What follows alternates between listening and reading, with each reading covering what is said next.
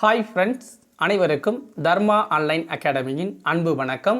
நான் தர்மராஜ். இந்த வீடியோவில் நம்ம என்ன பார்க்க போகிறோம் அப்படின்னா, இந்த வருடம் கரண்ட்டில் எந்தெந்த ஆஃபீஸர்ஸ் எந்தெந்த போஸ்ட்டில் இருக்கிறாங்க அப்படின்னு நம்ம பார்க்க போகிறோம். ஓகேங்களா?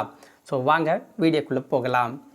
இந்தியாவின் குடியரசுத் தலைவர் யார் அப்படின்னு பார்த்தீங்கன்னா ராம்நாத் கோவிந்த் அவர்கள். ஓகேங்களா? இந்தியாவினுடைய குடியரசுத் தலைவர் ராம்நாத் கோவிந்த் அவர்கள் 14வது குடியரசுத் தலைவராக அவர் இருக்கார். 14வது குடியரசுத் தலைவராக இருக்கிறாரு.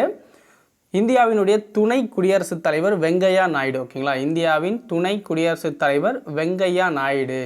ஸோ இவர் 13வது துணை குடியரசுத் தலைவராக இருக்கிறாரு. இந்தியாவினுடைய பிரதமர் நரேந்திர மோடி அவர்கள். ஓகேங்களா? இந்தியாவினுடைய பிரதமர் நரேந்திர மோடி 17வது மக்களவையின் மூலம் தேர்ந்தெடுக்கப்பட்டிருக்காரு. 20வது பிரதமர் அப்படின்னு சொல்லலாம். 19வது பிரதமரும் இவர் தான். மக்களவையின் சபாநாயகர் யார் அப்படின்னு பார்த்தீங்கன்னா ஓம் பிர்லா. ஓகேங்களா? மக்களவையின் சபாநாயகர் ஓம் பிர்லா அவர்கள். இவர் 17வது மக்களவை சபாநாயகர். 17வது மக்களவை சபாநாயகர் அப்படின்னு சொல்லலாம்.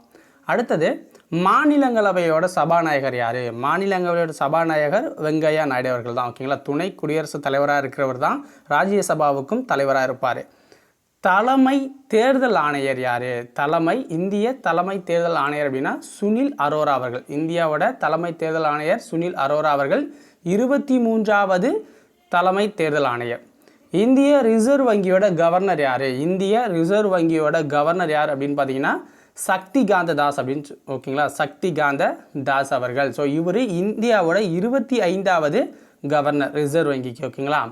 உச்சநீதிமன்ற தலைமை நீதிபதி யார் அப்படின்னு பார்த்தீங்கன்னா ஏஎஸ் போப்டே அவர்கள்.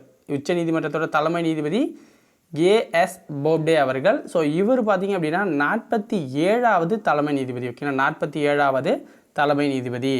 முப்படை தலைமை தளபதி. முப்படைக்கும் தலைமை தளபதி அப்படிங்கிறது பிபின் ராவத் அவர்கள். ஓகேங்களா? ஆனால் இவரால் எந்தவித கமெண்ட்டும் கொடுக்க முடியாது. போர் அறிவிக்கிற தகுதி இவருக்கு கிடையாது. ஸோ குடியரசுத் தலைவர் தான் சுப்ரீம் கமாண்டர் அப்படின்னு சொல்லுவாங்க. இவர் முப்படைக்கும் தளபதி தான். அவரும் முப்படை தலைமை தளபதி. ஆனால் கமெண்ட் பண்ணுற அதிகாரம் அவர்கிட்ட தான் இருக்கும். ஓகேங்களா? இவர் முதல் முப்படை தளபதி. இந்தியாவோட முதல் முப்படை தளபதி. இராணுவ தளபதி யார் அப்படின்னு பார்த்தீங்கன்னா மனோஜ் முகுந்த் நரவனே அவர்கள். இந்திய இராணுவத்தோட தலைமை தளபதி அப்படின்னா மனோஜ் முகுந்த் நரவனே அவர்கள். இவர் 28வது தலைமை தளபதி. விமானப்படை தளபதி. இந்திய விமானப்படையோட தலைமை தளபதி அப்படின்னா ராகேஷ் குமார் சிங் பத்தாரியா அவர்கள் தான். ஸோ இவர் பார்த்தீங்க அப்படின்னா 26வது தலைமை தளபதி. ஓகேங்களா? அடுத்து கப்பல் படை தளபதி. இந்திய கப்பல் படையோட தளபதி அப்படின்னா கரம்வீர் சிங். ஓகேங்களா? கரம்வீர் சிங் அவர்கள். இவர் 24வது தலைமை தளபதி. 24வது தலைமை தளபதி.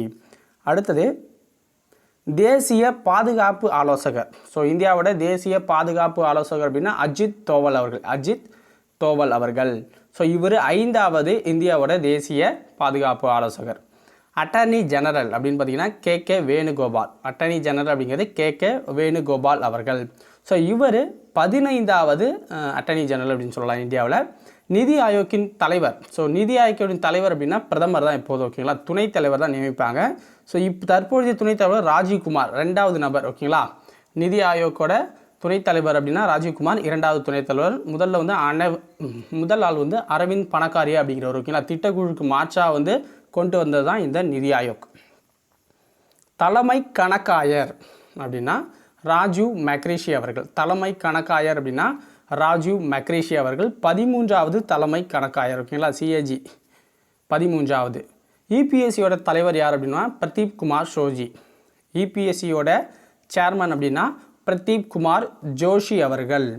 அடுத்து பாருங்கள், தனித்துவ அடையாள ஆணையத்தோட தலைவர் யார்? தனித்துவ அடையாள ஆணையத்தோட தலைவர் ஜே சத்யநாராயணா. இதெல்லாம் பகுதி நேர தலைவர் தான் இவர். ஓகேங்களா? ஜே சத்யநாராயணா. தேசிய நெடுஞ்சாலை ஆணையம் இருக்குல்ல, ஸோ இதோடைய தலைவர் யாருன்னா ஏகே உபாத்யாயா. ஓகேங்களா? ஏகே உபாத்யாயா அப்படிங்கிறவர் தான் தேசிய நெடுஞ்சாலை ஆணையத்தோட தலைவராக இருக்கார். ரயில்வே வாரியத்தினுடைய தலைவர் யார் அப்படின்னு பார்த்தீங்கன்னா சுனித் சர்மா. ஸோ தற்போது ஒரு 3 நாளைக்கு முன்னாடி தான் அவரை நியமித்தாங்க. ரயில்வே வாரியத்தோட தலைவர் சுனித் சர்மா அவர்கள். வானிலை ஆய்வு மையம். ஸோ அதனுடைய தலைவர் யார்? இந்திய வானிலை ஆய்வு மையத்தோட தலைவர் மொஹபத்ரா. ஓகேங்களா? இந்திய வானிலை ஆய்வு மையத்தோட தலைவர் அப்படின்னா மொஹபத்ரா அவர்கள். இந்திய விண்வெளி ஆய்வு மையத்தோட தலைவர் யார் அப்படின்னு பார்த்தீங்கன்னா கே சிவன். இந்திய விண்வெளி ஆய்வு மையத்தோட தலைவர் கே சிவன். ஸோ இப்போ தான் இவருக்கு தற்பொழுது ஒரு 2 டேஸுக்கு முன்னாடி பார்த்திங்கன்னா ஓராண்டு பதவி நீட்டிப்பு வந்து செஞ்சாங்க. அடுத்தது சிபிஐ, இதோட சேர்மன் யார் அப்படின்னு பார்த்தீங்கன்னா ரிஷி குமார் சுக்லா. சிபிஐயோட சேர்மன் வந்து ரிஷி குமார் சுக்லா அவர்கள் தான். ஓகேங்களா. அடுத்தது மத்திய விழிப்புணர்வு ஆணையம் இருக்குல்ல, அதனுடைய தலைவர் வந்து சரத்குமார். மத்திய விழிப்புணர்வு ஆணையத்தோட தலைவர் சரத்குமார் அவர்கள். ஸோ இப்போ இந்த 24 ஆஃபீஸர்ஸ் வந்து முடிஞ்சிச்சு. ஓகேங்களா. இவங்கெல்லாம் ஹையர் ஆஃபீஸர்ஸ். இதை தவிர நான் ஒரு சிலதை மிஸ் பண்ணியிருப்பேன். ஓகேங்களா. எல்லாராலையும் எல்லாம் கொடுக்க முடியாது. ஆல்ரெடி இது கூகுளில் கிடைக்கும். ஸோ ஒன்றா சர்ச் பண்ணி தேட மலைப்பாங்க சில ஸ்டூடெண்ட்ஸுங்கிறதால நான் ஒன்றா தொகுத்து கொடுத்துருக்கேன். நான் இதில் மிஸ் பண்ணியிருக்க சில ஆஃபீஸர்ஸ் உங்களுக்கு தெரிஞ்சிச்சுன்னா அதை கமெண்ட்டில் போடுங்க. மற்ற ஸ்டூடெண்ட்ஸும் பார்த்து தெரிஞ்சுப்பாங்க, அவங்களும் பயன்பெறுவாங்க. ஓகேங்களா. ஸோ மற்றபடி இதில் தவறு ஏதானும் இருந்தாலும் நீங்கள் வந்து கொடுக்கலாம். ஏன்னா சில விஷயங்கள் அப்டேட் ஆகிருக்கலாம் சில டைம். ஸோ நமக்கு தெரியாமல் கூட. ஸோ அப்படி ஏதாவது அப்டேட் ஆகிருந்துச்சுன்னா அதை வந்து சொல்லிடுங்க. ஏன்னா நம்ம போடுற வீடியோ இந்த இயர் ஃபுல்லாகவே பார்ப்பாங்க. ஓகேங்களா. 2021 அப்படிங்கிறதால இந்த இயர் ஃபுல்லாகவே பார்ப்பாங்க. ஸோ இடையில வந்து ஆஃபீஸர்ஸ் மாறுவாங்க. அப்போ வந்து சிலது தப்பாக மாறுறதுக்கு வாய்ப்பு இருக்குது. அதாவது ஃபியூச்சரில் ஒரு 3 மந்த்ஸோ ஒரு 4 மந்த்ஸ் கழித்து மாறுறதுக்கு வாய்ப்பு இருக்குது. ஓகேங்களா. ஸோ அதனால் அந்த அப்டேட் நியூஸை நீங்கள் கீழே கொடுத்துக்கிட்டே வந்தீங்கன்னா மற்ற நண்பர்களுக்கும் பயன்படும். மற்றபடி வீடியோ பிடிச்சிருந்துச்சுன்னா லைக் பண்ணுங்கள், ஷேர் பண்ணுங்கள், மறக்காமல் நம்ம சேனலை சப்ஸ்கிரைப் பண்ணி சப்போர்ட் பண்ணுங்கள். நன்றி, வணக்கம். நெக்ஸ்ட் வீடியோவில் சந்திக்கலாம்.